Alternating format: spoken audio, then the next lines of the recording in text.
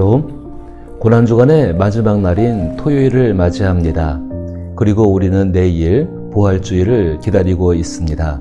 지난 고난주간 가운데에도 함께 기도해 주시고 또 특별히 말씀 사경회를 통해서 시편을 따라 기도하는 것, 말씀에 반응하는 기도, 하나님께 반응하는 기도에 대해서 함께 살펴볼 수 있었습니다. 감사하게 생각하고 부활주일을 기다리면서 오늘 함께 묵상할 말씀은 고린도전서 15장 19절로부터 20절 말씀입니다. 제가 말씀을 읽어봅니다. 만일 그리스도 안에서 우리가 바라는 것이 다만 이 세상 삶뿐이면 모든 사람 가운데 우리가 더욱 불쌍한 자이니라. 그러나 이제 그리스도께서 죽은 자 가운데서 다시 살아나사 잠자는 자들의 첫 열매가 되셨도다. 아멘. 주 예수의 부활을 처음 본 사람들은 유대인들이었습니다. 초대교회는 주 예수의 부활을 목격한 사람들, 그리고 그들의 말을 믿은 사람들의 모임이었습니다. 따라서 부활절은 교회의 출발과 관계가 깊습니다. 그러나 시간이 지나면서 주 예수의 부활을 목격한 사람들은 줄어들고 주 예수의 부활이라는 사건과 의미보다 부활을 상징하는 것 속에서 주 예수의 부활을 기억하게 되었습니다. 사람들은 세상 속에서 이해할 수 있는 방법을 더 선호하기 때문인 것이죠. 그럼에도 부활절은 교회의 출발과 아주 밀접한 관계를 가지고 있습니다. 먼저 명칭을 생각해 보게 되면은 부활절을 말하는 영어 이스터는 고대 이도교의 봄과 새벽의 여신이 이스터에서 왔다고 합니다. 그러나 주 예수의 부활을 경험한 사람들은 유대인들이었습니다. 유대인들이 사용한 언어는 히브리어였죠. 그래서 부활절의 원래의 이름은 히브리어로 파스카입니다. 이 말은 유월절을 의미합니다. 따라서 부활절을 파스카라 일컬음은 유대인들에게 있어서 유월절이 이집트의 노예 상태에서 해방과 자유를 뜻하는 것처럼 그리스도인들에게 있어서 부활절은 그리스도의 다시 사심 그리고 이를 근거로 한 그리스도인들의 죽음으로부터의 해방을 뜻하기 때문이었습니다. 교회는 죄와 사망에서 해방되어 자유를 얻은 사람들의 모임입니다. 또한 교회의 예전에서 사용하는 상징들이 있습니다. 다양한 상징들이 있지만 대표적인 것이 색입니다. 부활절의 색은 흰색입니다. 부활절에 사용하는 흰색은 축하, 기쁨, 축제, 승리 등을 상징하기 때문입니다. 이처럼 부활절은 그리스도인들에게 있어서 기쁨, 생명, 승리, 새 희망 등을 많이 부각합니다.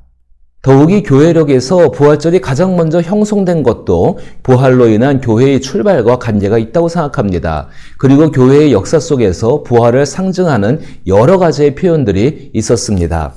요즘 교회에서 부활을 상징하고 표현하는 대표적인 것은 달걀일 것입니다. 옛날 서양에서는 달걀이 봄과 풍요의 상징이었다고 합니다. 그래서 만물이 소생하는 봄의 특별한 절기에 서양 사람들은 이웃과 더불어 달걀을 선물로 주고받았습니다. 이런 풍습을 중세의 교회가 사용한 것이 부활절 달걀의 기원이 되었다고 하죠. 더욱이 미국 교회의 영향을 많이 받은 한국 교회는 미국의 남북전쟁 당시 전쟁에 나간 가족들을 생각하며 부상자들에게 부활절에 달걀을 나누어 주며 가난한 자를 돕는 교회의 모습을 한국 교회에 적용하였고 따라하고 있습니다. 그럼에도 오늘날 한국교회에서 부활절 달걀은 예수 그리스도께서 무덤의 권세를 깨트리시고 다시 살아나시어 새로운 생명을 얻으신 그 바위 무덤을 상징한다라고 생각합니다. 특히 한국교회의 부활절 달걀에는 축제와 감사와 축복의 의미가 담겨 있습니다. 요즘은 여러 가지 색깔의 스티커를 사용하지만 얼마 전만 해도 교인들은 밝고 아름다운 색깔로 달걀을 채색하여 교우들에게 나누어 주었습니다. 어린이들에게는 부활절 예배 시간에 부활절 달걀과 사탕과 과자를 여러 가지 색깔로 장식한 봉지에 싸서 선물로 주면서 머리에 손을 얹어 부활하신 주님의 축복을 받으라 하고 선언하기도 했었지요.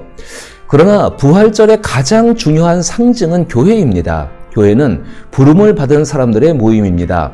예수께서 십자가에서 죽임을 당하실 때 예수를 따르던 무리는 모두 흩어졌습니다. 그러나 십자가에서 죽임을 당하신 예수께서 살아나셔서 나타나시고 그로 인하여서 부활의 경험을 통해 다시 제자들은 모였고 공동체를 이루었습니다. 그리고 주 예수께서 보내신 성령으로 예수의 하나님 나라 사역을 계속하게 되었습니다. 그래서 사실 그리스도인들에게는 매 주일이 부활을 기념하는 날이 된 것입니다. 부활절은 주 예수께서 모든 죽음과 악의 권세를 깨트리고 생명으로 나오신 날입니다.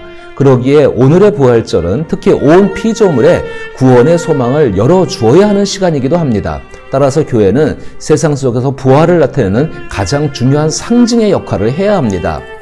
의미를 기억하는데 상징은 중요한 역할을 합니다. 그러나 상징에 집착하면 너무나 쉽게 본질을 잃어버립니다. 그것은 부활을 믿는 믿음도 마찬가지입니다. 그리스도인들의 믿음은 이해되고 증명하며 눈으로 볼 수 있는 것을 바라보는 것이 아닙니다. 그것은 고린도전서 15장 19절의 말씀처럼 가장 불쌍한 사람이 되는 지름길일 것입니다. 죽은 자가 살아났다는 것은 믿을 수도 이해할 수도 없는 일입니다. 그러나 주 예수의 부활은 사실입니다. 우리의 믿음은 그 사건을 믿는 것입니다. 그래서 오늘 함께 읽으신 말씀 가운데에서 그러나 이제 그리스도께서 죽은 자 가운데 다시 살아나사 잠자는 자들의 첫 열매가 되셨도다.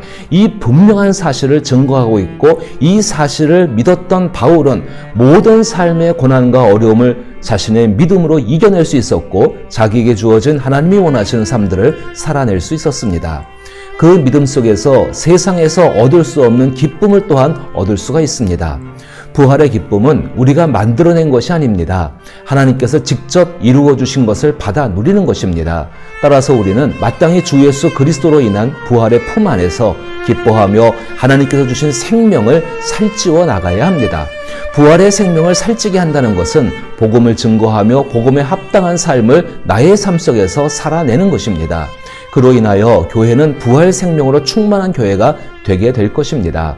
이 같은 부활의 삶을 삶으로 세상 속에서 부활의 상징인 교회를 만들어갈 수 있기를 부활절을 기다리며 기도합니다.